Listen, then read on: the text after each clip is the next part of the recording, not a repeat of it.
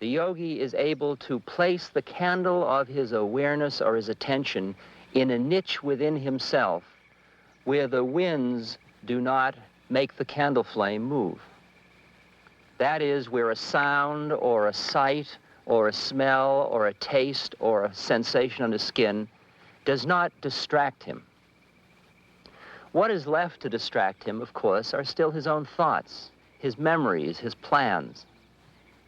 And it is here where the discipline that the yogi must impose upon himself becomes exquisitely difficult and something requiring an extraordinary amount of patience.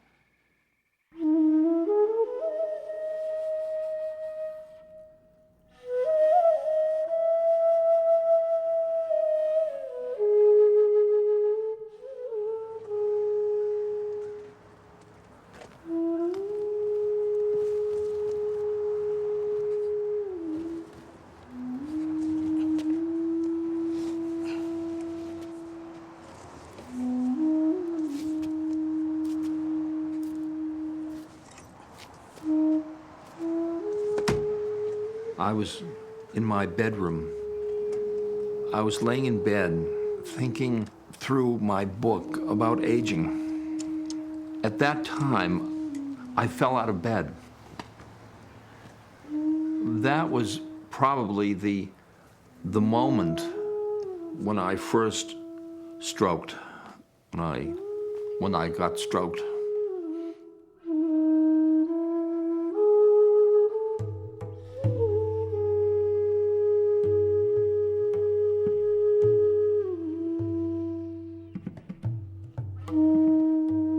The night of the stroke, Jai called me and asked me to go to the hospital, and I went to the Kaiser Hospital on the peninsula, and I was there when they brought the ambulance in. I thought he was dead. If not dead, there was a gossamer thin thread that separated him from death. What's extraordinary is that I didn't have a spiritual thought,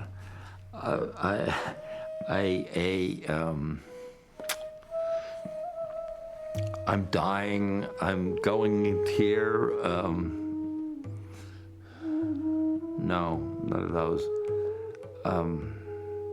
All I remember was looking at the pipes on the ceiling. He was in a very gentle and open space to the extent that he was there at all. It was pretty amazing, his recovery. But here I am, Mr. Spiritual, and in my own death, I didn't,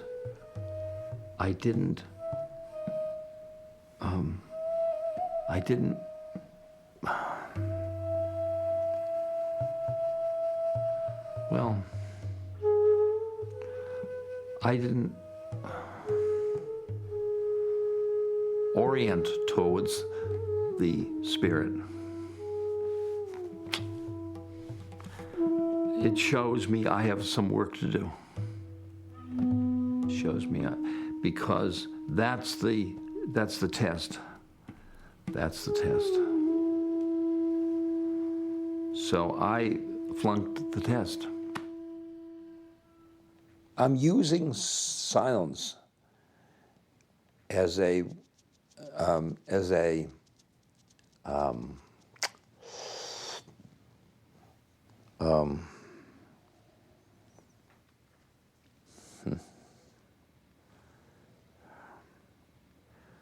it's too frustrating to come up, you know.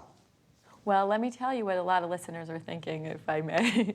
Basically, the rules of discourse and what people learn in terms of communicating with one another is that there isn't supposed to be silence.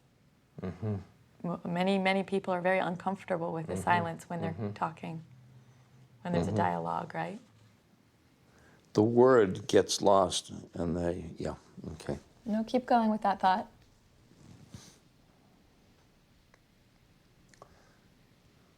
The concepts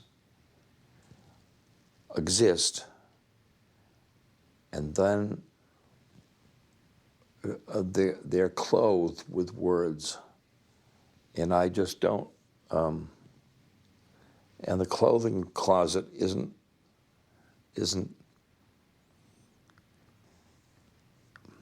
I want to see, isn't open. Open.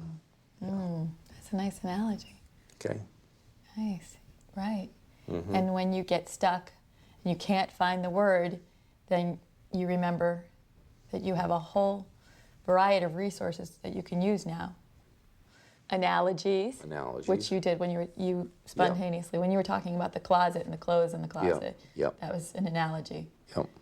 To help me understand how you felt about your word finding difficulties. Yep. Okay. What do you do with people who insist on finishing your sentences? It's an excellent question. Put up your hand, and if you can think, let me finish, Right. Okay. Right. And tell them this means, could you help me here? I can't think of the word. Yeah. When you're using your strategies, it's like this, or it sounds like this, or it's right. Like. Help me is this, Yeah. Tell It's, them. what do you call that game? Right, charades. See? Oh, I'm sorry. See, I just did it. You asked me though. You said, what do you call it, didn't you? Ram Dass was the master of the one-liner or the two-liner or the ocean liner. And now he's taken the pregnant pause to new dimensions. The shoulder was so tight. It's usually right in there. Yeah. Does it hurt right now? Yes. Yes. Yes. Yes. Shift your weight away from me. Towards me. Good, good, good, good. Lift up just a little bit more through here. Right hip forward. Right hip forward. Yes. This isn't who I expected to be. This is all new because Lift this hip up. There, now. my expectations about me, Good. old, didn't have this stroke in it. Okay. So you lean back a little bit. Tall. The suffering comes when you try to hold on to continuity, like things I can't do. I can't shift my car. I got a new car before I stroke, and now I get into that car in the seat next to the driver. My attendant drives the car, and I can either be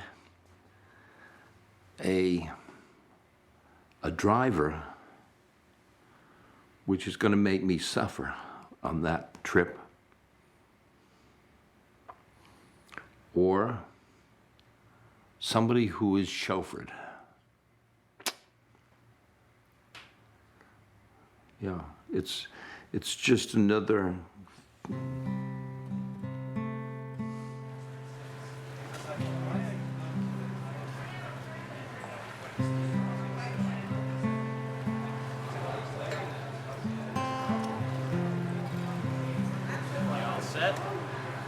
No. Okay, put this leg underneath the other one. Straighten them out. Okay. There. I'm surrounded with therapists, doctors, aides who see me as a stroke victim. They want me to try to change it.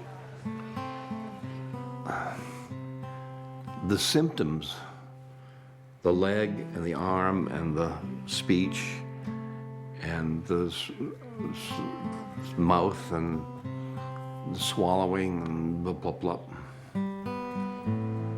It's like the sirens in the rocks for my consciousness.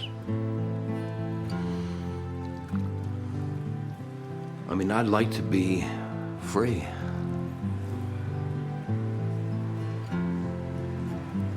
Now see if you can pass the left foot with the right. Pass the left.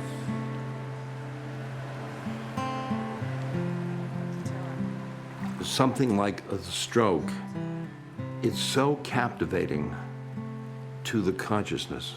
Like, I want to see how this captivates my mind, the stroke. And then I want to pull my consciousness out and be free in the middle of the stroke.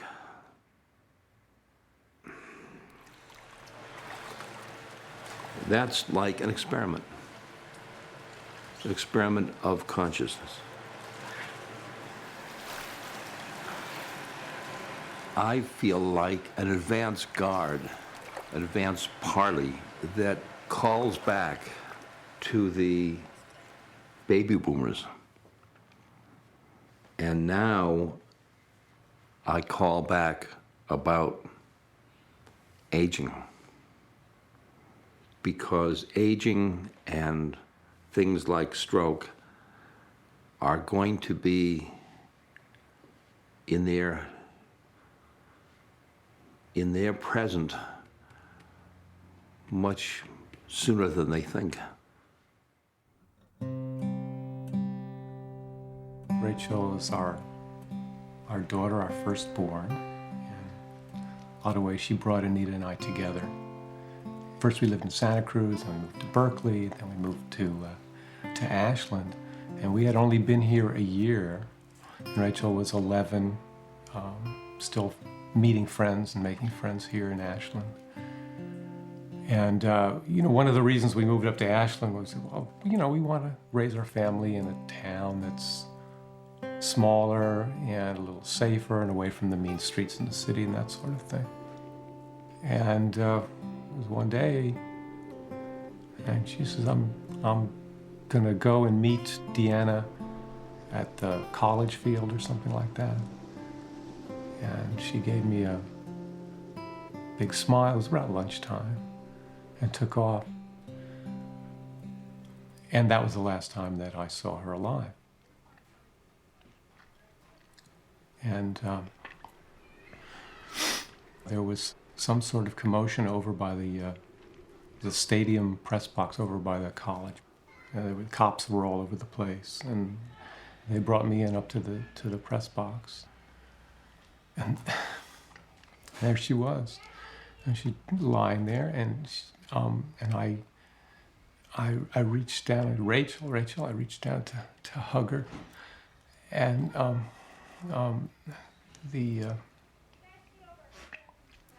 the police pulled me off and said, "You can't disturb a crime scene," and they held me back, and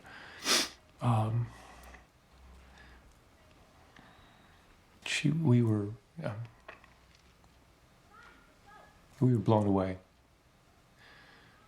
and she was gone. And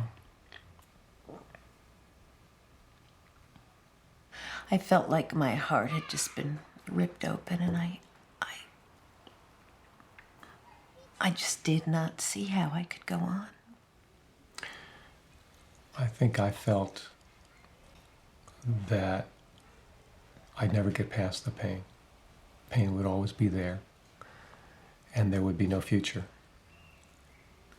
and that our kids would be damaged, and Anita and I would be damaged, and our whole family life would be ruined, and there would be no future, no place to go to, no place, nothing to hope for. And I think Ram Dass's letter was like a catalyst.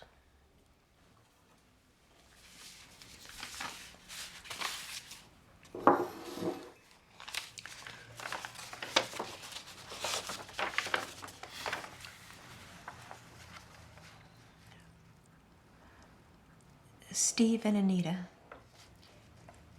Rachel finished her brief work on earth and left the stage in a manner that leaves those of us left behind with a cry of agony in our hearts as the fragile threads of faith are dealt with so violently. Is anyone strong enough to stay conscious through such teachings as you are receiving? Probably very few, and even they would only have a whisper of equanimity and spacious peace midst the screaming trumpets of their rage, grief, horror, and desolation. I cannot assuage your pain with any words, nor should I, for your pain is Rachel's legacy to you. Not that she or I would inflict such pain by choice, but there it is, and it must burn its purifying way to completion. You may emerge from this ordeal more dead than alive, or something within you dies when you bear the unbearable, and it is only in that dark night of the soul that you are prepared to see as God sees and to love as God loves. Now is the time to let your grief find expression, no false strength. Now is the time to sit quietly and speak to Rachel and thank her for being with you these few years and encourage her to go on with her work, knowing that you will grow in compassion and wisdom from this experience. In my heart, I know that you and she will meet again and again and recognize the many ways in which you have known each other. And when you meet, you will in a flash know what now it is not given to you to know, why this had to be the way it was. Your rational minds can never understand what has happened, but your hearts, if you can keep them open to God, will find their own intuitive way. Rachel came through you to do her work on earth, which included her manner of death. Now her soul is free, and the love that you can share with her is invulnerable to the winds of changing time and space. In that deep love, include me too. So much love, Ram Dасс.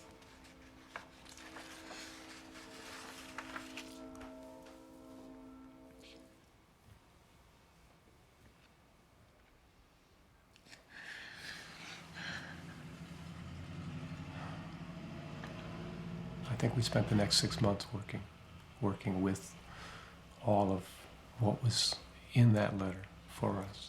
And I heard the truth in the letter, and it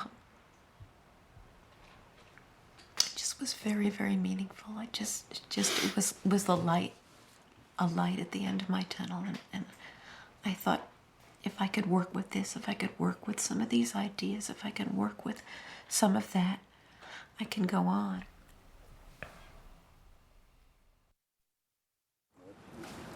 Yes, sir. Good.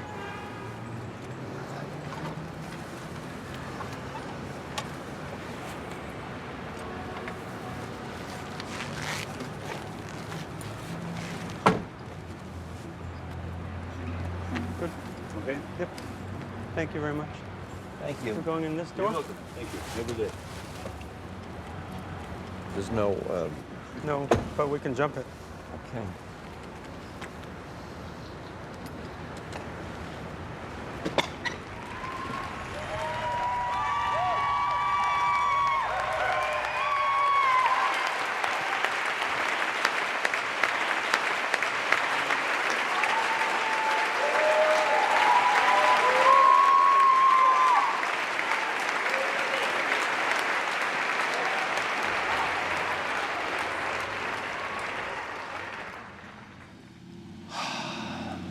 I've been stroked.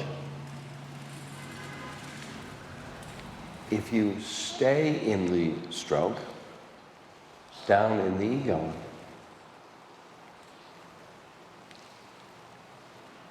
suffering is suffering. But if you add into it the soul, the witness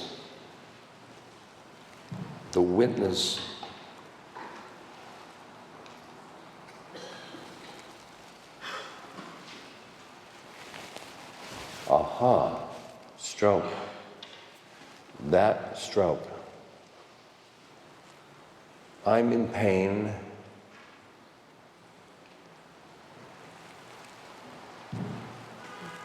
The witness says, I'm witnessing. I'm witnessing. That's not very painful. I'm witnessing the pain. Physical pain. It is a worthy adversary of my spiritual practices. All I can give you is a little of my faith.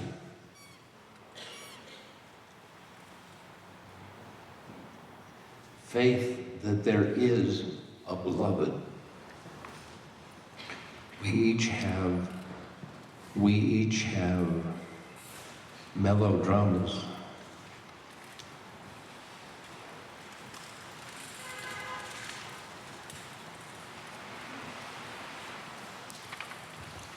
And we chop them up and put them in the salad. Salad for the beloved. And your lives, our lives, are grist for the mill. Grist for the mill.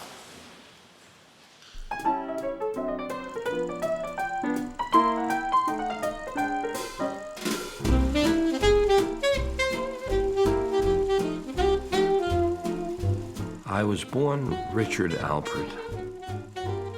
I was born into a very prominent Jewish family in Boston.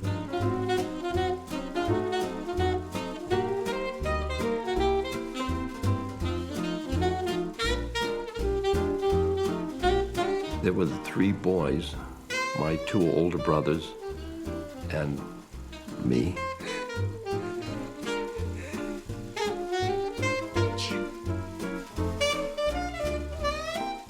Richard, as a child, was, I would say, the star of the family.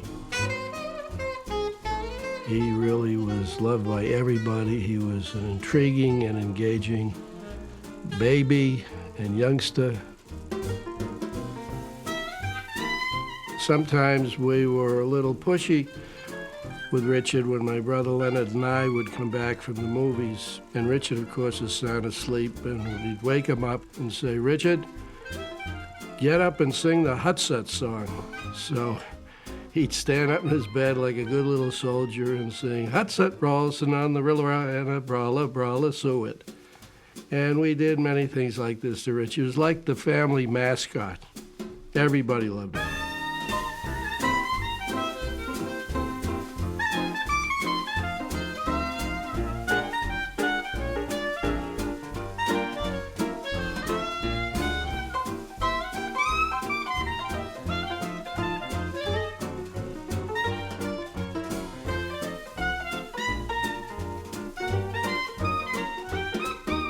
Our father, George, was one of the most preeminent lawyers in the city of Boston.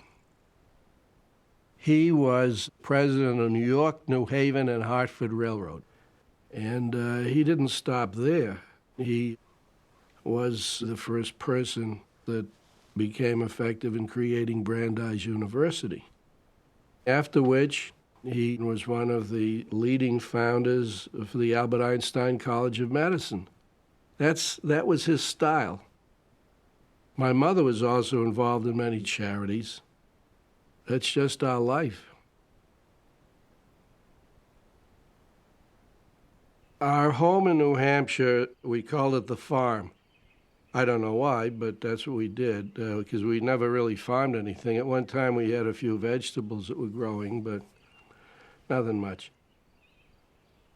About 300 acres, big, beautiful, rambling place, big barn, all sorts of things. A 3-hole golf course. One of the last things we did is Dad decided we should have golf so we could play 3 holes and play a little tennis and go down to the waterfront and do a little water skiing.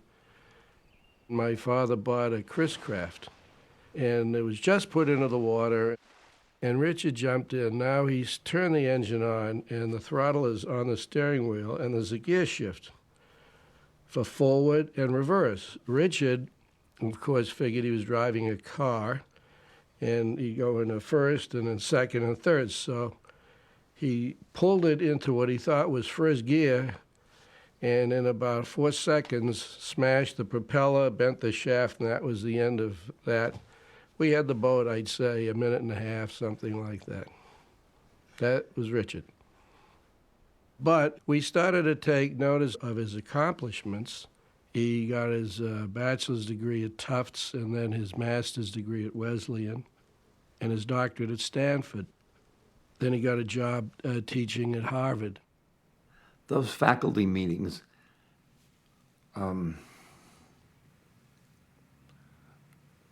silver service of tea, big chairs.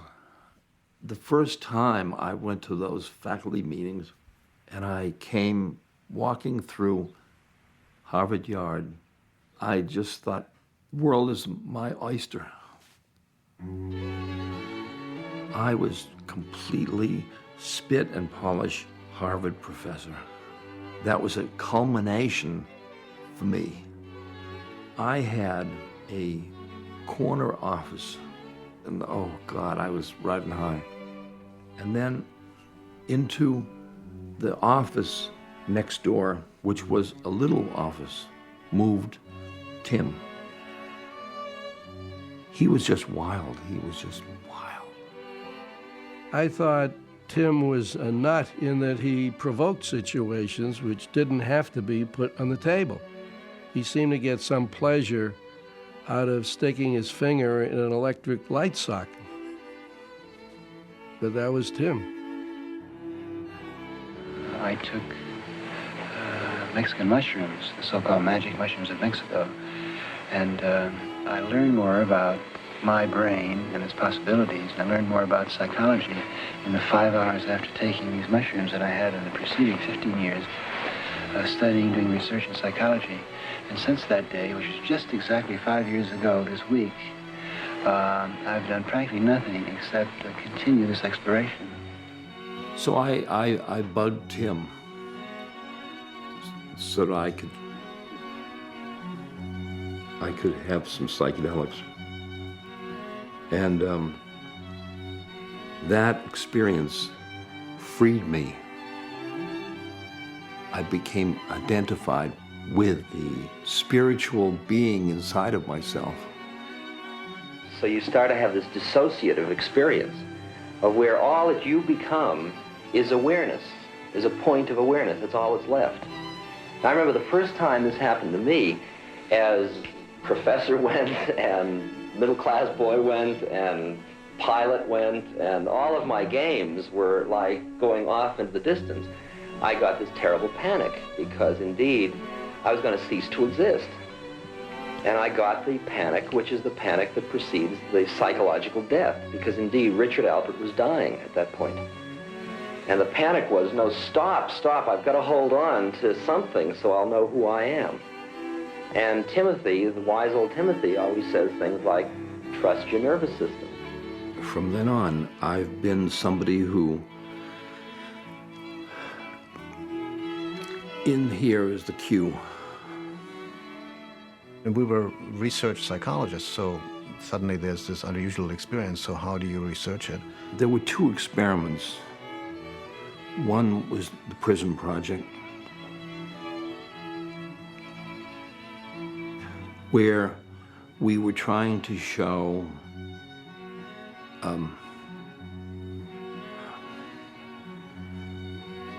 these drugs give you a reorientation about life. Then also did a study which then led to that famous Good Friday study of using the set and setting idea to really test whether you could induce a religious experience, by taking people who were into theology, studying to be divinity ministers and so forth, and doing it in a setting during a religious service on Good Friday, and then having a double-blind study where half the group got psilocybin and half the group didn't. Nominally, I was one of the guides as having had some experience with the substance, but all that went by the board when it turned out that I was one of the recipients of the psilocybin. It was, the first and to this day really the only, I think, attempt to experimentally demonstrate or verify, induce and evaluate a religious experience in a form of a psychological experiment. For me, it was the strongest experience I have had of the personal God. And then the debate was, well, the people who said, well, no, you could never have a mystical experience coming from an artificial substance. And then the others said, well, why? Surely the experience itself should be the criterion of its validity, right, rather than how it came about. So, and that debate went on and on and on. When we got along, say, here's the pill,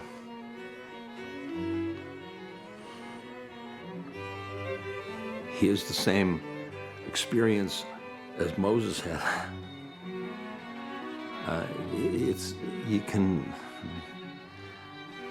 But then at a certain point, then the police move in, and it shifts over from health and science over into law enforcement and the judiciary system, which is a whole other system which doesn't really know anything about the science or care less, really. What they care about is what's prohibited and what should be prohibited and all of that.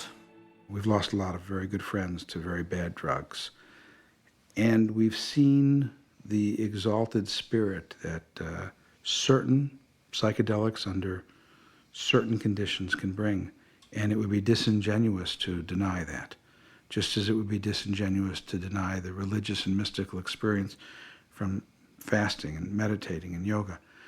For me, it opened up a new world that my very conventional, very middle class upbringing in Detroit, Michigan wouldn't have opened for me, that my training in medical school would have, if anything, forbidden me to see.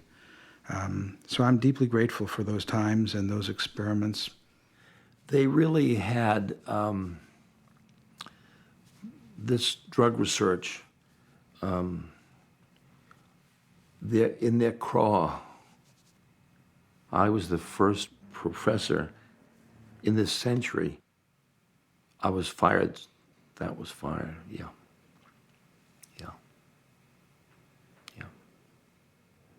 Leary used the analogy saying expecting a university like Harvard to sponsor research in consciousness expanding drugs would be like expecting the Vatican to sponsor research in aphrodisiacs.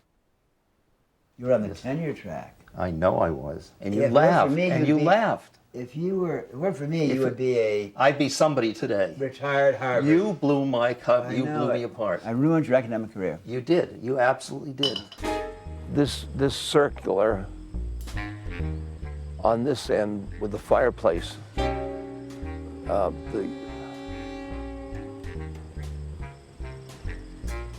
That was my room. We had been thrown out of Mexico and Dominica and of course Harvard. After being thrown out, this is our resting place. Peggy Hitchcock was part of our group, and she said that her brothers were setting up a cattle ranch, and the ranch had on it a large house. They just had no use for it. And we did. And we did. We had parties to hold and research and then so a group of about 15 or 20 of us initially moved there and lived there and tried to sort of put our lives together. Just about everything was going on at Millbrook. It was an incredible place. It had 64 rooms. 62 rooms. It's got 55 rooms. It hasn't existed anywhere else in the world and will probably never exist again. But for a very brief time, it was a fairyland. It was an interesting endeavor. It was short-lived and sometimes almost perfect. We were protected so much in this estate. And I mean, the culture was down at the gate. Dr. Leary, what are you up to here? We teach the science and art of ecstasy. We teach people how to turn on or how to go out of their minds. The point is, you have to go out of your mind. You have to go out of all of the static, symbolic ways in which you think, experience. People would come from all over. There were poets like Allen Ginsberg, philosophers like Huxley, Houston Smith, all kinds of musicians like Maynard Ferguson was living down in the Gatehouse.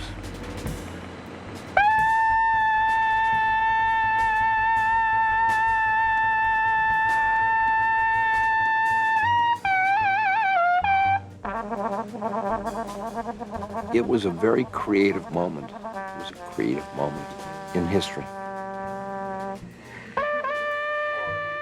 We were experimenting with consciousness.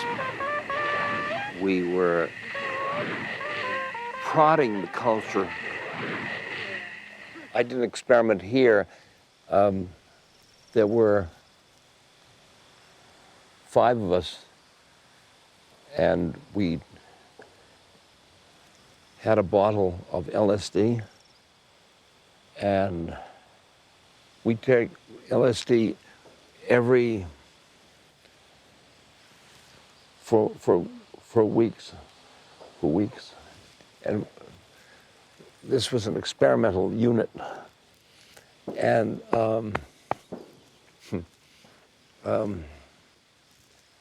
we got to hate each other. Albert was there, and he over there, and he's talked about it. He got quite sick.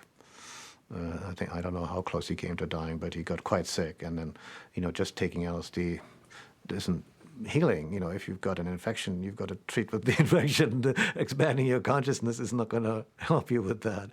After the experiences here,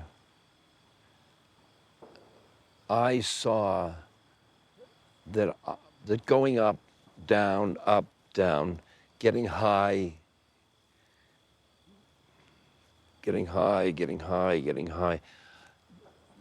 wasn't satisfying. Wasn't satisfying.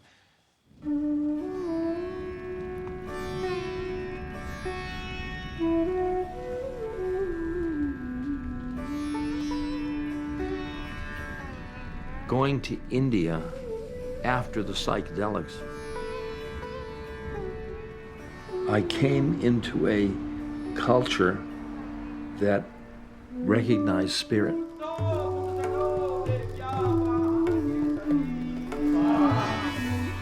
I kept contacting people who knew the consciousness and the levels, and they didn't take acid.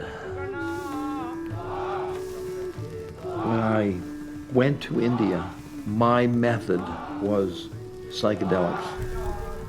When I came back from India, it was inside of me.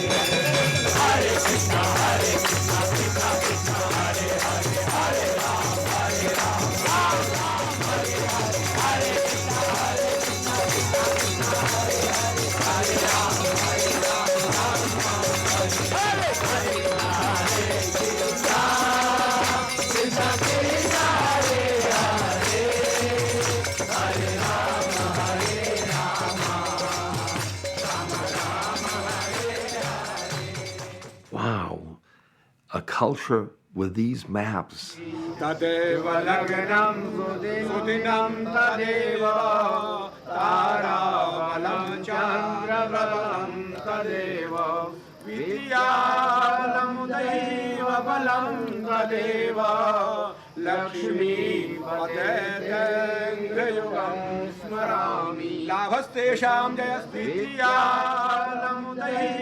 going to India, I was looking for somebody that could read the maps of my consciousness. I found Maharaji. He was the map. I met Maharaji in a little temple in the mountains, the Himalayas. I had been traveling with a young Westerner who had been in India for many months. And so he knew his way around. So I took him in the Land Rover up the mountains to meet Neem Karoli Baba. Against his will. He was really uptight, angry, didn't want to go. Was giving me a hard time, was mad because I was driving. He wanted to drive. We stopped on the way about 100 miles from the temple. And we stopped, and I went outside from the house, and the stars, like stars, Van Gogh, those stars. And I thought of my mother. She was dead 6 months. And then I went inside, and we went on to the Guru. Ram Dасс first met Maharaji right here. Maharaji was sitting here with all these devotees were here, and he came here with Bhagwan Das. So it is a tradition here just to bow down before a saint.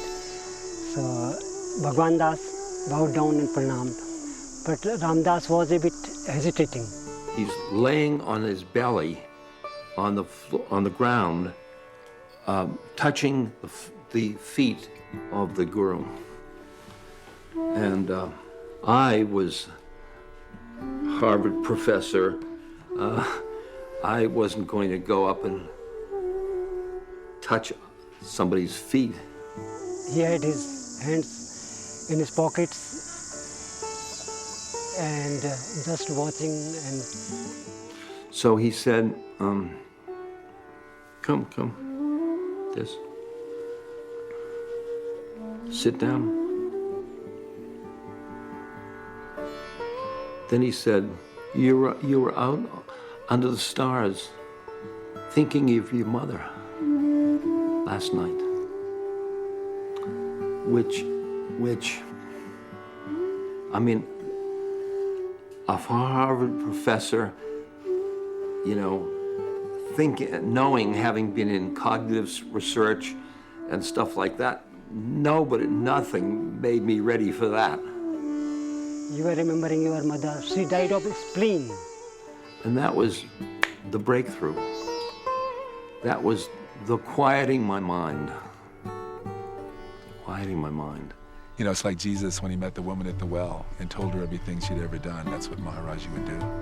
He would tell us everything that we've been doing in the last parts of our lives. You're thinking, wow, he knows everything. When Maharaji was near me, I was bathed in love. And because he knew everything about me, that was like I was forgiven. I think prior to that, I had a lot of things in my past. I didn't want anybody to know. And I always felt that if they knew, they wouldn't love me. He knew, and he loved me.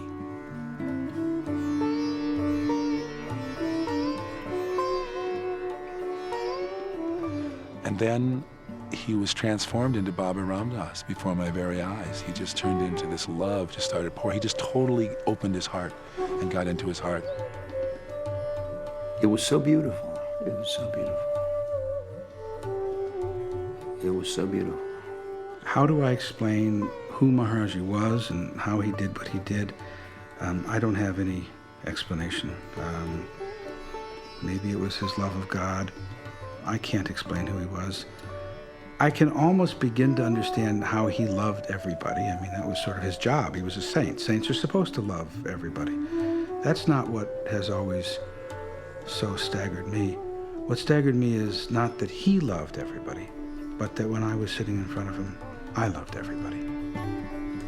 That was the hardest thing for me to understand. How he could so totally transform the spirit of people who were with him and bring out not just the best in us, but something that wasn't even in us we didn't know. I don't think any of us were ever as good or as pure or as loving in our whole life as we were when we were sitting in front of him. I see him just as a doorway towards God, a doorway. His consciousness was so playful with mine. It sucks you in. In India, they have an expression, God, Guru, and self are one and the same. He's just like my inner self. The most common word that he ever said was Ram, God's name, and the second most common was Jao, get out of here. And all the Westerners who would come to him attracted like a magnet. He would always say, go away, go away, go away, go away. No, I don't think he wanted anything ever from me or from any of us.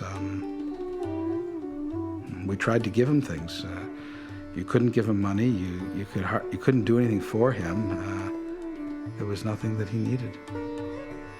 All he wanted was for people to be liberated, to be free. One day, Maharaji indicated that he'd like to try LSD. And I didn't know that that was wise because he was old and I had strong pills.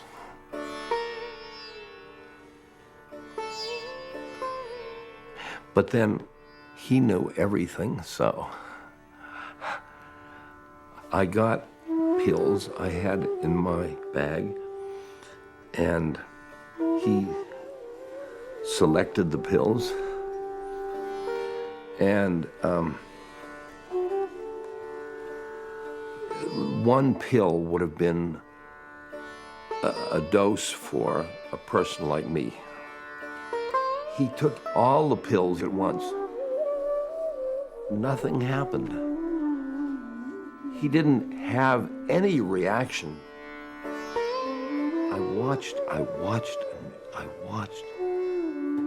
Nothing happened. And what he was saying to me in his manner as the mirror, he was saying, it's in you. It's in you.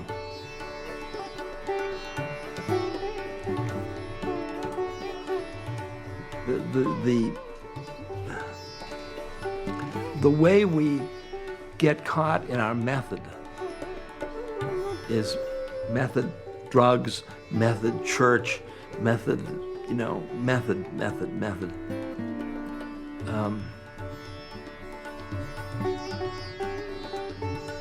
That he got me out of my caughtness in my method, So I honored psychedelics, but I say there's other methods. Maharaji gave me the name Ram Dass. Somebody told me that, and I said, is it good? And they said, yeah, Ram is God, and Das is servant of God. I waited till I was alone with Maharaji, and I said, how do I get enlightened, Maharaji? And he said, serve people and feed people.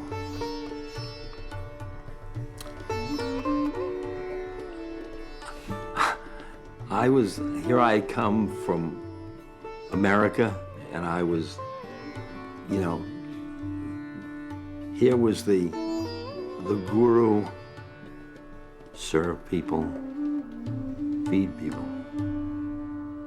When Richard returned from India, he flew into Logan Field in Boston, and my father went to pick him up. Now, keep in mind, my father had been president of the New Haven Railroad, and he was accustomed to wearing a Homburg hat and a Chesterfield coat and very spiffy clothes and polished shoes. And he went up to the gate and sees Richard coming off the plane with a sheet on, barefooted, and a big long beard. And he said, oh my God, and he jumped back into his car. And Richard finally made his way to the car. I think my father was probably confused for 2 weeks trying to figure out what had happened.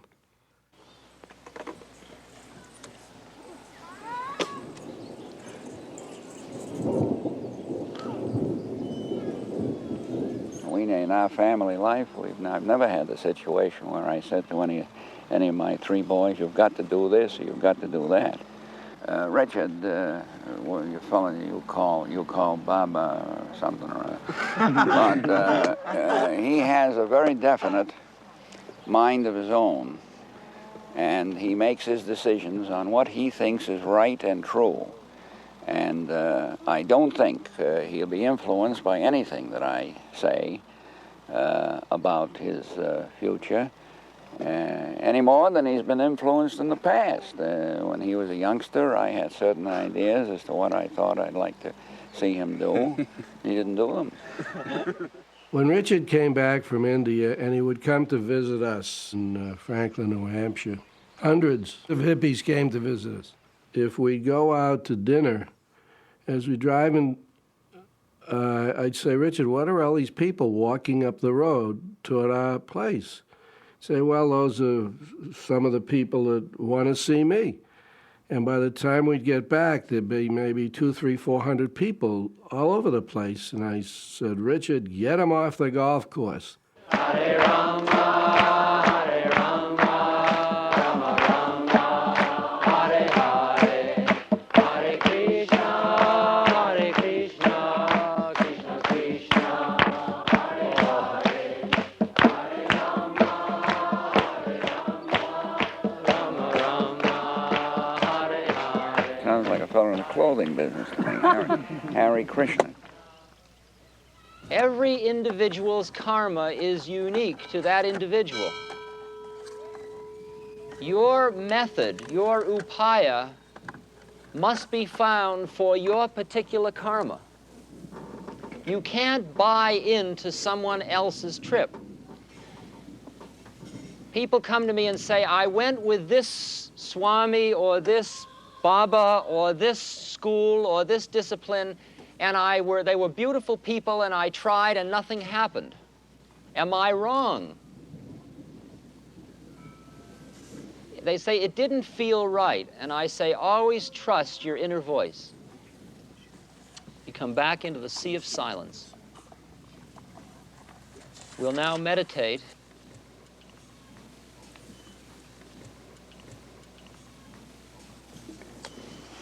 for about 7 minutes. If you're not familiar with meditating, don't try to turn off any of the other sounds. Let it all go by. Just be here. Don't judge, don't try, don't stop, don't start. Just be here. It's all just enough. I arrived at his father's place the first summer in New Hampshire. So I arrived there with my 2 dogs and my cat and all my worldlies, right? And the thing about meeting Ram Dass was that I knew that he knew. I knew that he knew what I wanted to know. And I had never met anybody who really knew what I wanted to know. I knew that what it is I was looking for existed. It was real. It wasn't just some dream. I didn't know what it was. I didn't know if I was going to get a piece of it or not. But it was real. It actually existed in the world. And that changed my life. Feels really wonderful to be part of the continuing story all around the country. Everyone's common. We're all together here, you know, no matter where we go. It's just like being almost in the same place like Ram Dass is. We're all here, no matter where we are. Exactly. Exactly. We're totally, totally interconnected. We're totally interconnected. So that the minute you change your consciousness, the entire universe consciousness changes. Jai Ram, Jai Ram, Jai Jai Ram. Om Shri Ram, Jai Ram, Jai Jai Ram. Shri Ram, Jai Ram, Jai Jai Ram.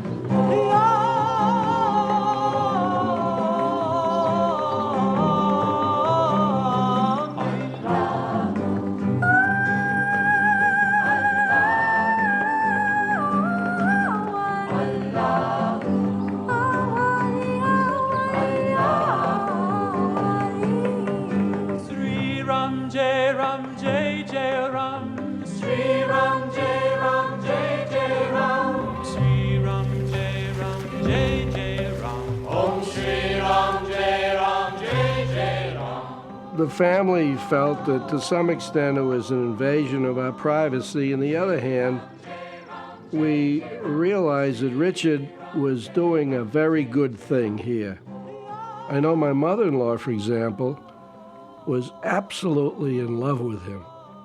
She'd say, whenever you have him over your house, please let me be there. I just find it so peaceful to be with him. What do I think of what he's doing? I think it's wonderful. I look over the golf course and hear all these people, some of them reading, some of them resting, some of them walking. It's wonderful.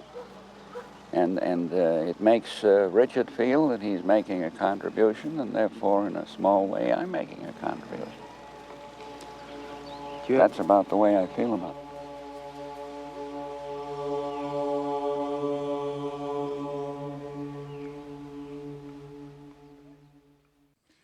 He brought me to my guru, you know, and I first felt it in him, in this life, in Ram Dass. I first felt it through him. And that's, you know, how can you ever repay that?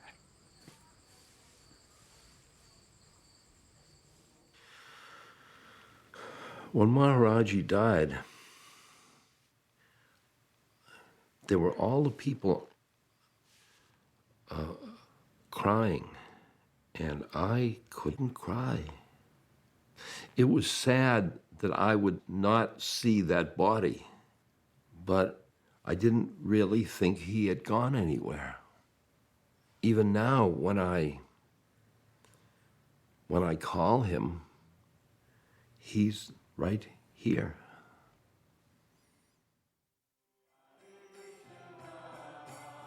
We used to sing a lot with Maharaji. And he used to always ask us to sing. So we would learn chants and sing them to him. Even when we weren't with him, we would sing. And it became a way of keeping a relationship with him.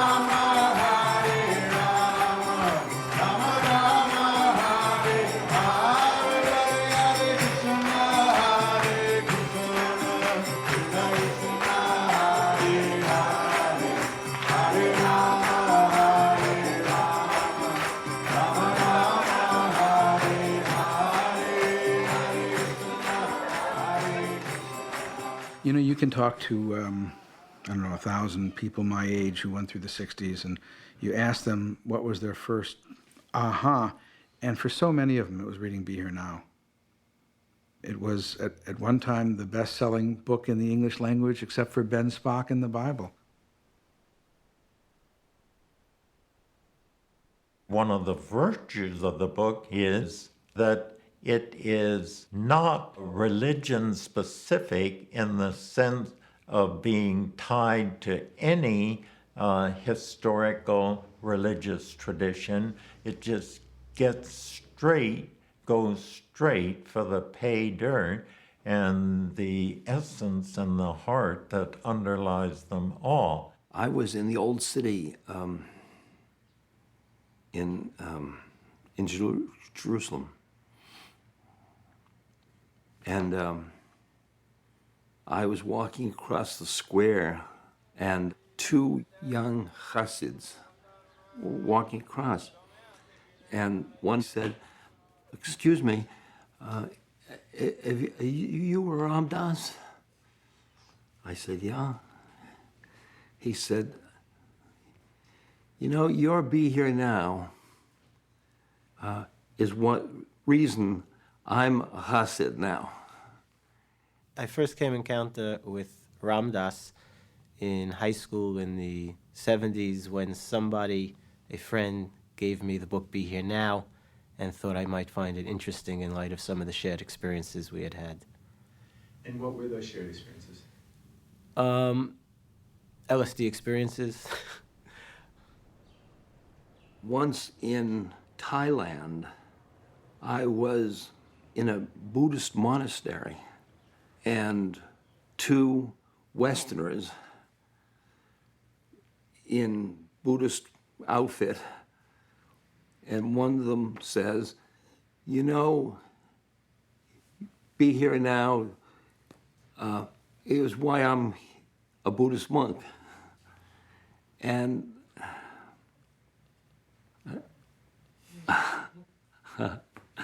yeah. There was a time when so many Western seekers went to India in search of the truth. Many experienced something which transformed them forever, but few could come back and articulate that transformation. Ram Dass allowed us to go along on his ride. Even after his stroke, Wavy said to him, "Look, Dick, you always go ahead of the rest of us and bring back what you've learned. Go back from this and tell us what we have to face as we get older and face the same kinds of problems."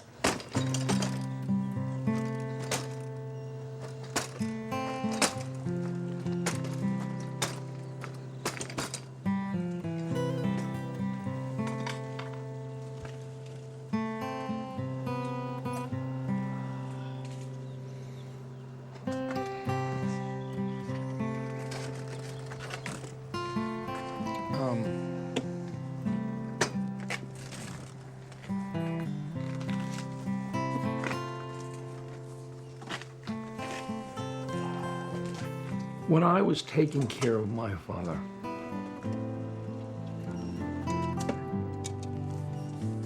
he was slow. He was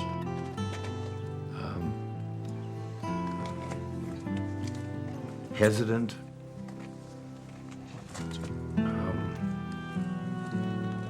He was deliberate.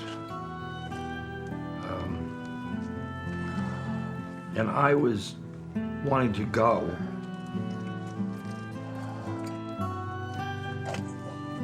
Now I'm my father, and I see what he saw. And so I identify with my father, and I identify with the caretakers who have to take care of me.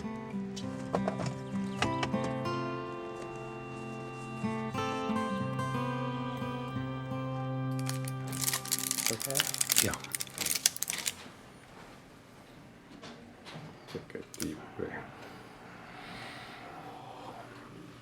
Get a pen? It's all right, that one's a little... You hit something when... You feel okay? Yep. It's okay now.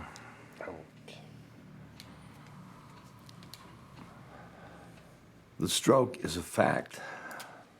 It's traumatic, like an earthquake. And there is another fact in my life. Maharaji's grace. Stroke, grace. Stroke, grace, stroke, grace. This has been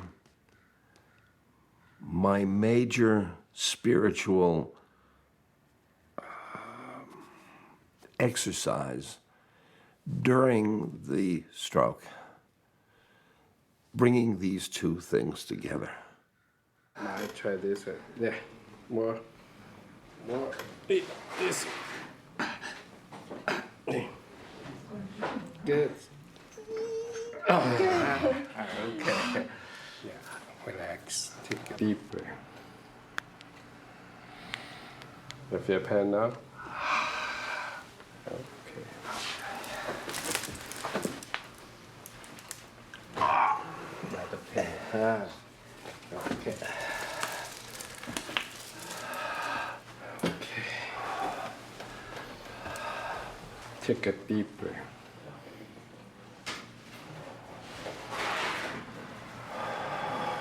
Okay, stand up.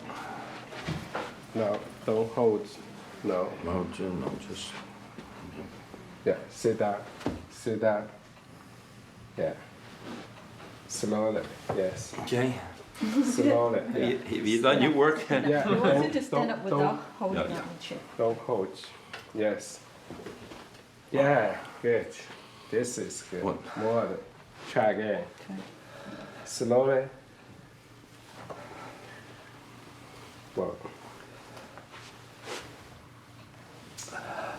Yeah. What do you mean? Okay. Try. What do you mean? Walk Okay. it. So walk it. It's a Walk it. It is something. Oh, now this wasn't called for. Yes. Walk it. Okay. Oh, no. Mm. No. Left side. Yeah. Press. Okay. Yeah. Yes. Okay. Try. Yeah. Yes. Good.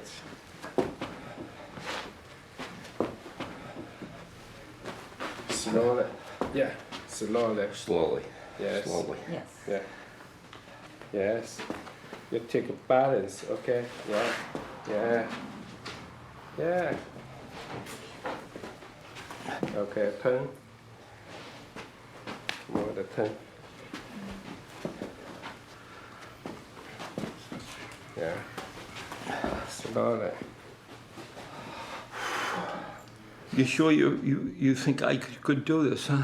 Yes. More the stick here. Okay. Try. He's the doctor. He should know.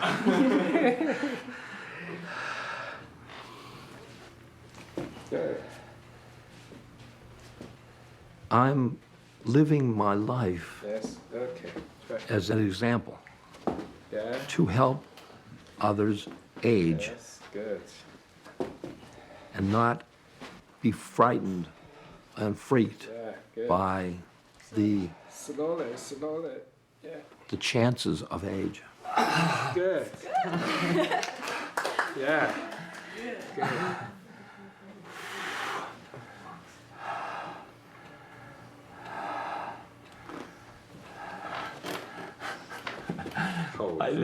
I didn't expect that. When I conceived of this book on aging, there were some things that I had fear about. Or we could just go to this. But I've experienced the worst of them. Now I'm seasoned by the stroke. Yeah. And you're also, it's very balanced, Ram Dass, because you're saying there was a physical reason, there were psychological reasons, and the spiritual reason, and which you interpret as as having been given a stroke and being held down. Being stroked. Being stroked. Yeah. I don't. That being stroked is very crucial because Yeah. that phrase. Yes. Yeah. Yeah. I think that's good. Yeah. Okay. Physically, this happened because of a blood clot, an unhappy accident of nature, but spiritually, it was fierce grace. Shall we just say my guru had stroked me under his blanket? No. No? No? That's You don't that's mixture of metaphors. All right. My guru under whose grace I am. Yeah. Was stroking me, should we say that? Had stroked me. Had stroked me. And stroked. Had stroked, yes, right. Stroked me. Mm-hmm, that's nice. Healing is not, after all, the same as curing. Yeah. Healing does not mean going back to the way things were before, but rather of allowing what is now to move us closer to God. Yes. Okay. Well, that's basically it. You've finally found the end of the book. That's the point. Yeah. I'm finally learning to be here now. Okay. Is that okay? Okay. Okay. Oh, Jesus. What? You're oh. Schmaltz, New York schmaltz. I know, it's a little schmaltzy. It's too schmaltzy. Yeah. So let's cut the ending there. Let's cut that then. Let's leave it in. You want to? Yep. Good. We did it. We did it. We did that.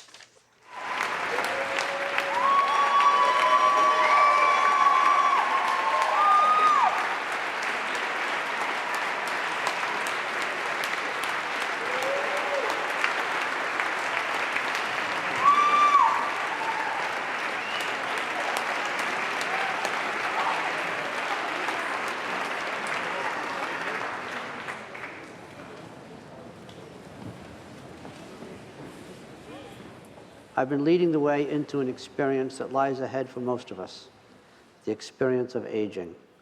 Having the point of view of a disabled person, having come through a catastrophic physical event, I can write about aging in a way I couldn't have before.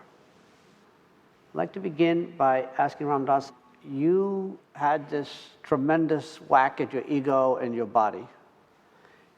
The soul, I believe, was not diminished. Because when I read the book, I say, yay, Ram Dass, you came through this, you have more to teach than ever. But this doesn't seem always to be the case. There was a time when I bought everybody else's mind. Mm-hmm. But poor Ram Dass. Poor Ram Dass, yeah. And I said, poor Ram Dass. And I felt this was a terrible, terrible thing. And it was unexpected and stuff like that. The stroke caused me to lose faith. And it was a cold, cold place. And I suddenly realized it was fierce grace. Fierce grace was what I called it, because it was one grace that turned my life around. My name is J-Y-L.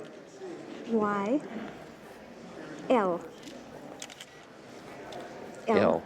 Jill. It's spelled in an unusual way. Thank you, Ram Dass. Okay. Can you take another one with my camera? Good evening. I want to thank you for being such an inspiring teacher. Great. Yeah. I work with people who are dying. Uh-huh. I continue to learn a lot. Yeah, that's a great, great subject. It's great. Yeah.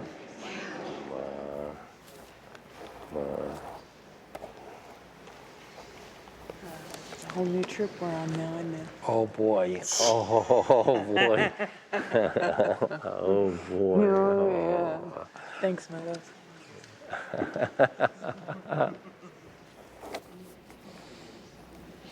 Forgotten my own name too. I forget it too sometimes. Thanks so much. Right.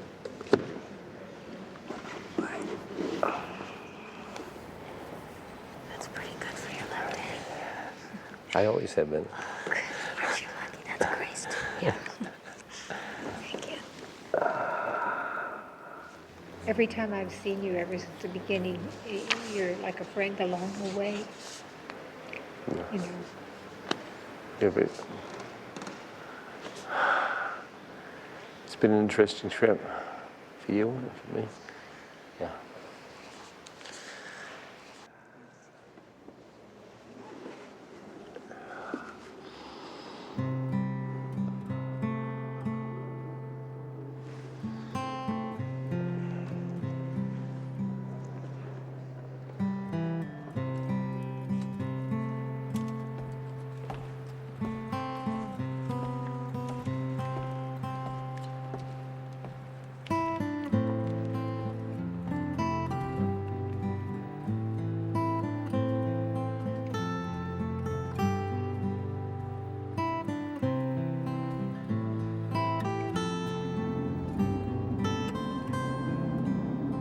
When I was 15, I met Ram Dass, or 16, at a camp called Creating Our Future.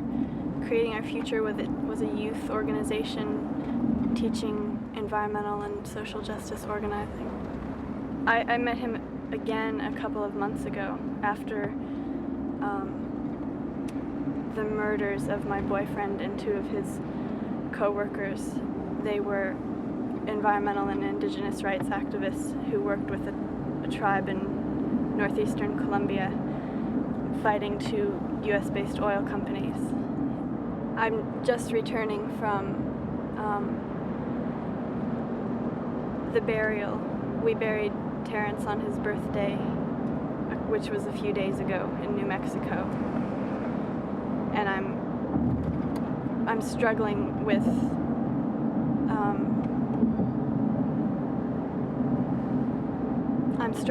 the body and figuring out where he is in relation to that body.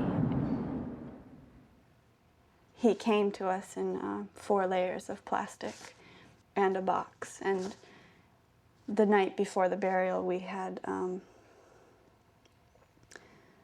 his 3 best friends had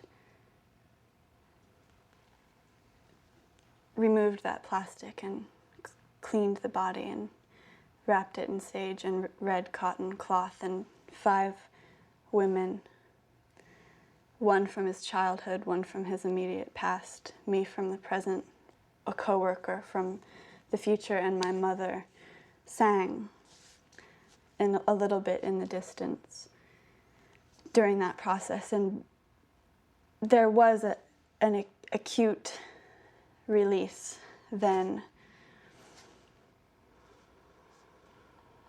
Not relief, but release. Ability finally felt like for Terry to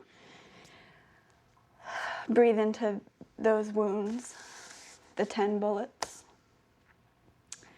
and the anguish of that week. And he was lowered without the box into the earth. Now, characterize him in your mind. He's not that body. You put that body to rest. You, as a soul, took this incarnation in which you were involved in this melodrama. And the melodrama is sticky. Why is that happening to me? Because I want that to happen? I don't feel like it's... Your ego doesn't, but God does. Does God want that to happen to everybody? No. No. No. So should I be paying special attention to that? Well... That's this crossroads thing of like, okay, like the knock came a long time ago. Uh-huh. The knock came again when Terrence came into my life, when I was pretty asleep. Mm-hmm. I hustled to respond to that knock with Terrence. And then Knock, knock. he's gone. Knock, knock, knock, knock. Yeah, but what,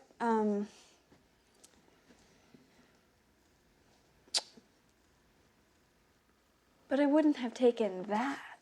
It wouldn't have taken a violent, How do you know?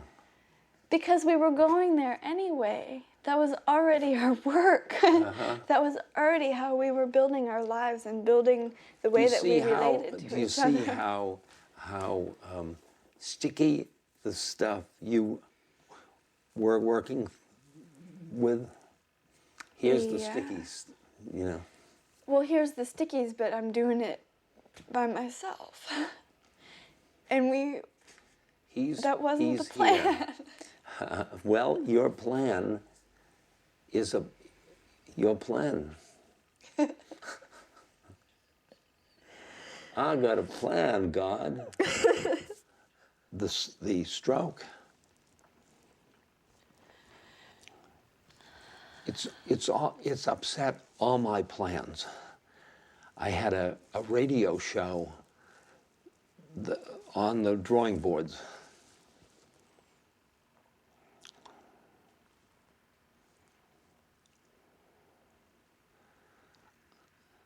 But I don't say, look, God, you've got a hell of a nerve. My plan, you know.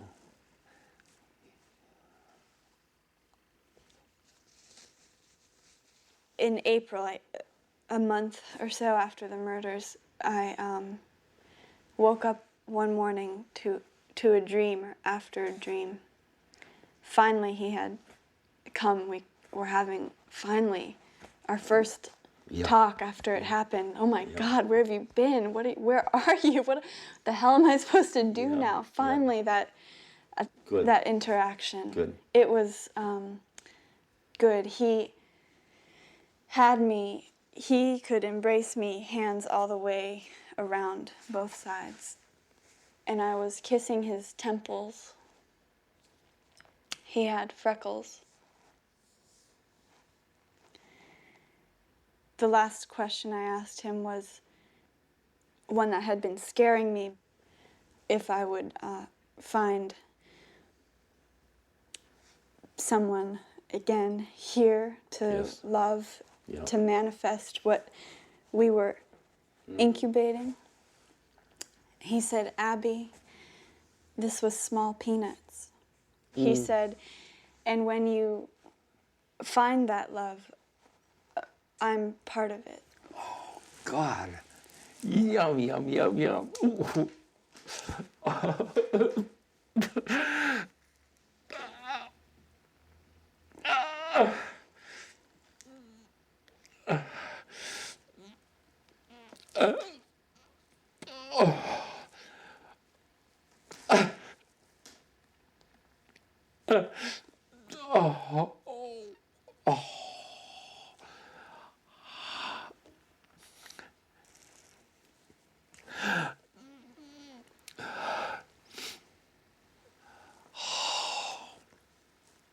Boy, that's strong.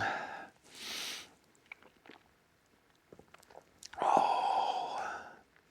Yeah. And you had that relationship. Do you know how few ever have a relationship?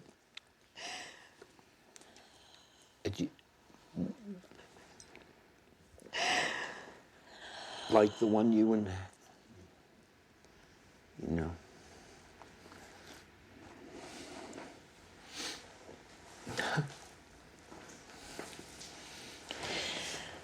Yeah. Yeah. Yeah. My guru said, suffering brings me so close to God.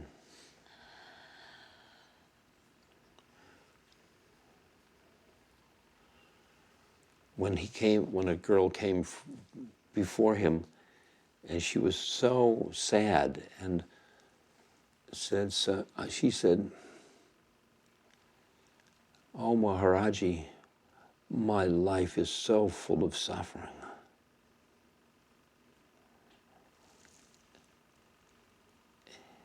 And he says, "Mine is too." But he seemed happy about it because he understood what this plane, what kind of work this plane does. And you have an intuitive understanding of your path. That's what your soul has. The death of a lover is a path. You know? Yeah. Hmm.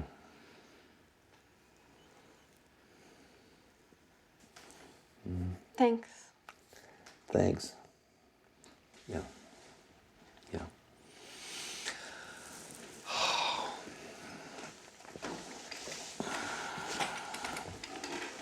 You don't have to get up. Hmm? You don't have to get up. I have to get up sooner or later.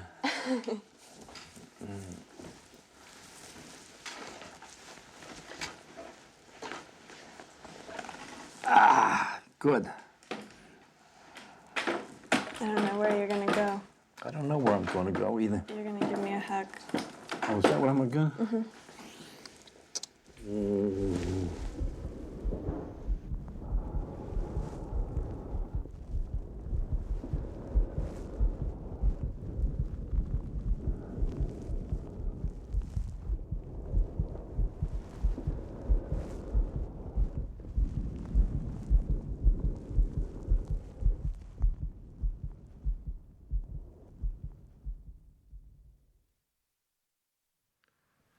I was galumphing through life before the stroke, and I kind of thought that was that. That was all it was. But the stroke it's like a whole new incarnation. There are qualities in me that never would have come out. Never. I'm at peace more now than I have ever been. The peace comes from my settling in to the moment. This moment is all right. Now, this moment is all right.